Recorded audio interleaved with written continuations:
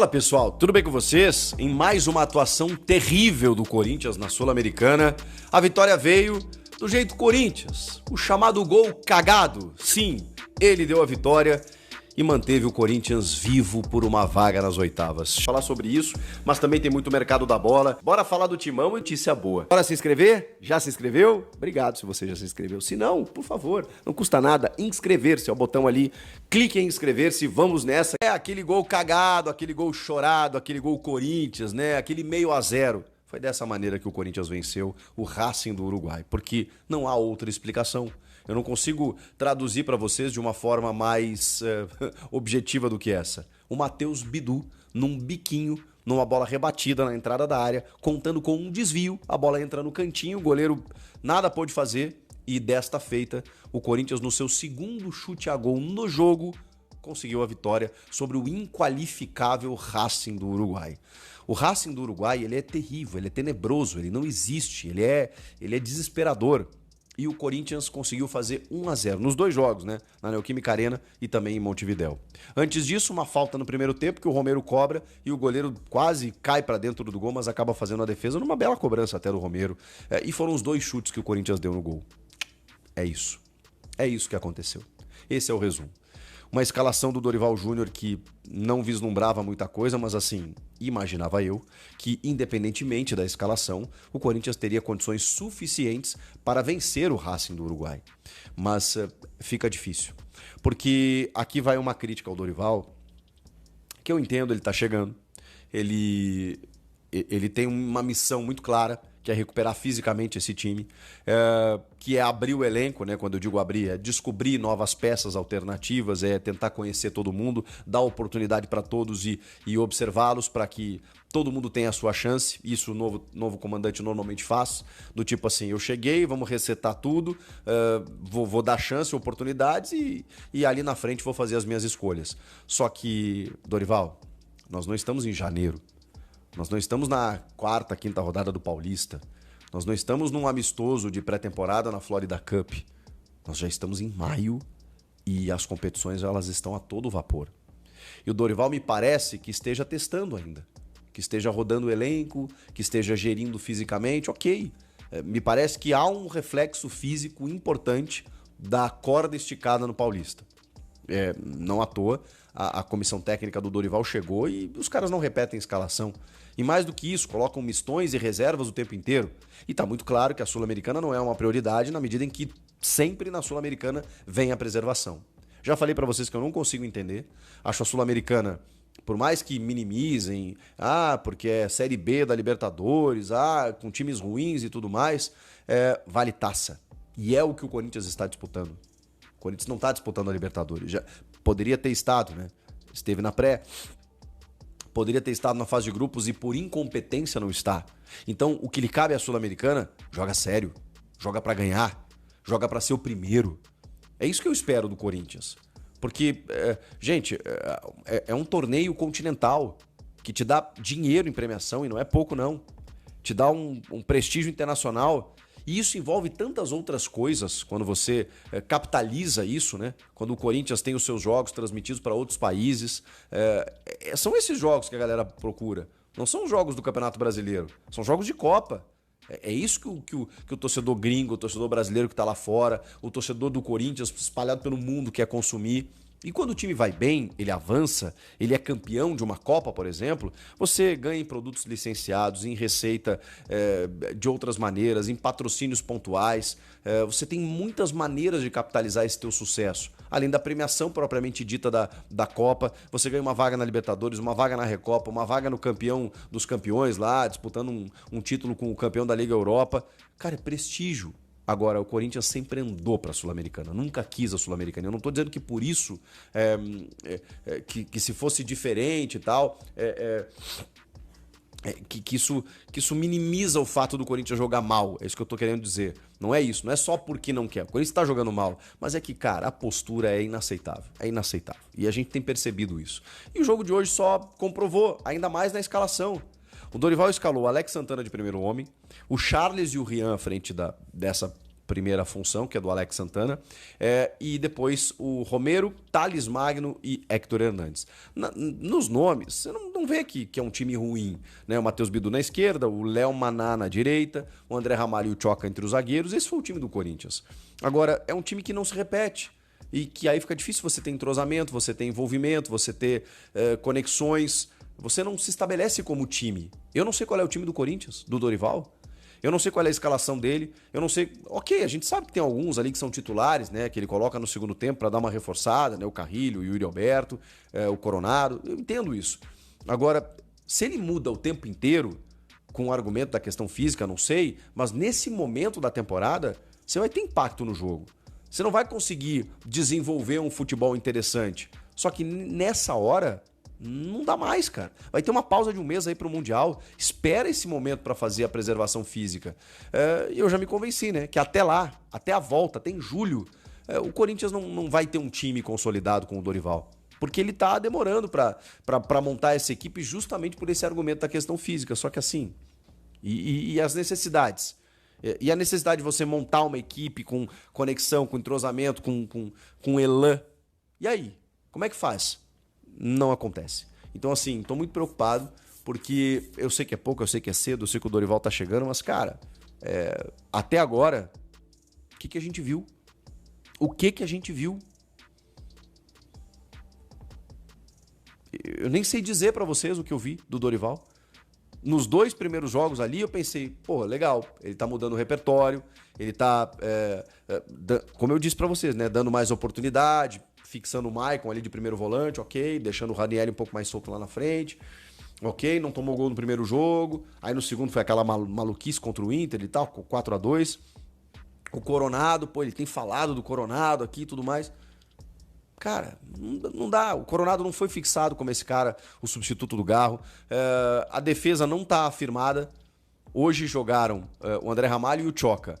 Pouco exigidos, né? Porque o Racing, repito, é inqualificável. Então eles têm que ter mais sequência. O Léo Maná realmente não tem condições. Não tem condições. No meio de campo ali você tem o Charles, Rian, Alex Santana. São jogadores que eles não jogam o tempo inteiro. Então, uma coisa é você ter como reforços pontuais esses jogadores, que eles vão entrar no lugar do Bidon, do Carrilho, sei lá, de algum meio-campista ali e tudo mais. Outra coisa é você pegar o time inteiro, tirar ele por completo e colocar um monte de reservas. Qual é o entrosamento que vai ter esse time? Qual é a ligação? Qual é o jeito de jogar? Então, mesmo sendo cedo, eu esperava, e talvez o erro esteja em mim, eu esperava que o Dorival chegasse e desse uma resposta imediata. E montasse uma escalação. Ele disse, meu time vai ser esse. Vão ter essas peças, essas reposições, essas alterações, mas meu time é esse. E eu não sei dizer qual é o time do Corinthians. E eu acho que a gente nem vai saber antes do Mundial. Restam 4 jogos pelo Brasileiro.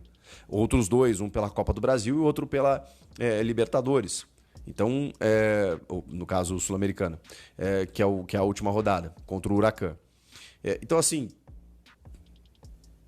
e aliás sobre isso, esse jogo contra o Huracan é o jogo que o Corinthians vencendo, ele garante essa segunda vaga, e aí tem que se contentar com os playoffs, vai receber um terceiro da Libertadores, lá depois do Mundial, para chegar nas oitavas da Sul-Americana. É isso que pode acontecer se o Corinthians vencer. Se ele empatar, ele vai depender... ou perder, vai depender do tropeço ou não do América de Cali, que vai pegar o Racing do Uruguai. Então não imagino um tropeço. Eu imagino que o América vai ganhar, até porque o jogo é na Colômbia, é em casa.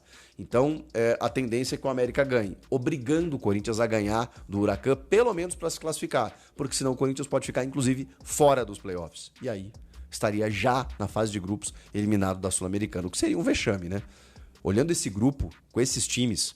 Olhando os times que disputam a Sul-Americana, um time com o investimento que tem o Corinthians, depois de ter entrado na pré-Libertadores, caído na segunda fase, ou terceira, que é antes das oitavas, e ter caído na Sul-Americana, e aí é eliminado da Sul-Americana, seria terrível.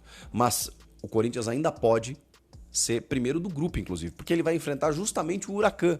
Então ele pode alcançar o Huracan em número de pontos, de 8 para 11, chegar nos mesmos 11 pontos, só que ele tem que tirar 7 gols no saldo.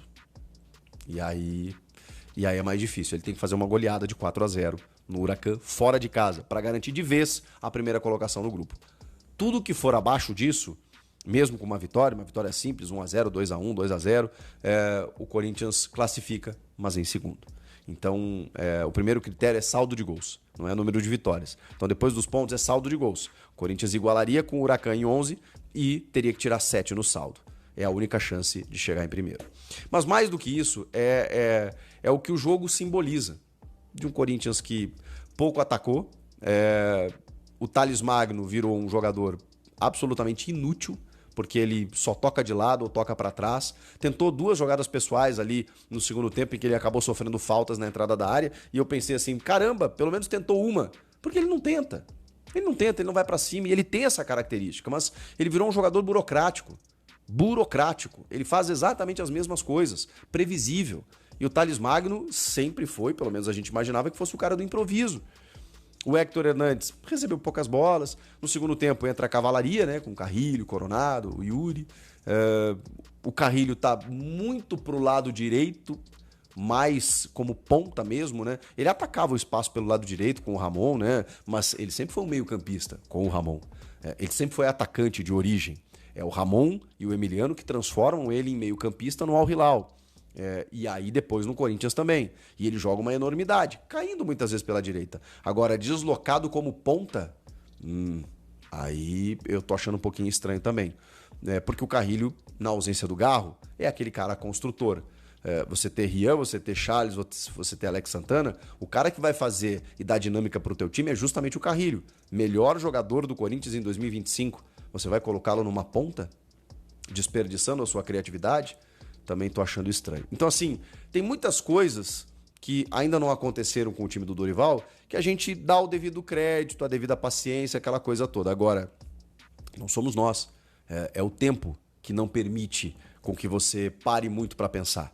Nós já estamos em maio, vai ter uma pausa ali na frente e quando chegar essa pausa, daqui a menos de um mês, o Corinthians pode estar fora de Copa do Brasil, Sul-Americana e numa condição difícil do brasileiro. Estou sendo fatalista aqui, mas para dizer que até agora vai ficar nessa de preservar, mesmo que você tenha impactos negativos com resultados, eu estou achando muito arriscado isso. Define um time, Dorival. Define um time e mesmo que a situação física esteja preocupante, tem uma pausa ali na frente. Estica mais um pouquinho. Mas vai lesionar, vai estourar. Tá todo mundo no mesmo barco. Tá todo mundo difícil. Só que se o Corinthians ficar nessa de botar a reserva do reserva, aí vai ficar mais complicado de ganhar os seus jogos. E olha que eu tô falando isso depois de uma vitória. Só que contra um time que, desculpa, não existe, não convenceu. E mesmo assim, porque isso só contextualiza tudo que vem de toda a Copa Sul-Americana, de que o Corinthians está chegando na última rodada precisando tirar 7 no saldo contra o Huracan, gente. Precisava disso? Pois é.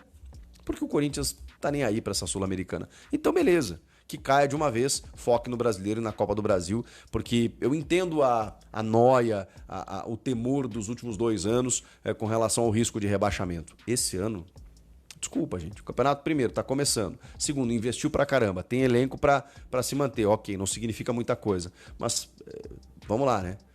Eu posso achar que o Corinthians não tem condições, em termos de elenco, de disputar o título brasileiro. Mas não vou achar que com esse elenco, com esses caras, vai brigar para não cair de novo. Até porque a situação de tabela não é essa atual. Então, não existe para mim essa neura de você ter que focar no brasileiro nesse momento, tá? De correr o risco de cair e aí abandonar as Copas. Não precisava disso. Podia investir nas Copas também. Especialmente na Sul-Americana, que já falei aqui, né? Dá muitas coisas boas pro clube, mas o Corinthians parece não querer. O que vocês acharam do jogo, hein? Eu tenho pouco a falar do jogo, de verdade. Já falei algumas coisas táticas até, né? Escalação do Dorival, as trocas que ele fez, arbitragem confusa também, não marcou algumas faltas no Thales e tal.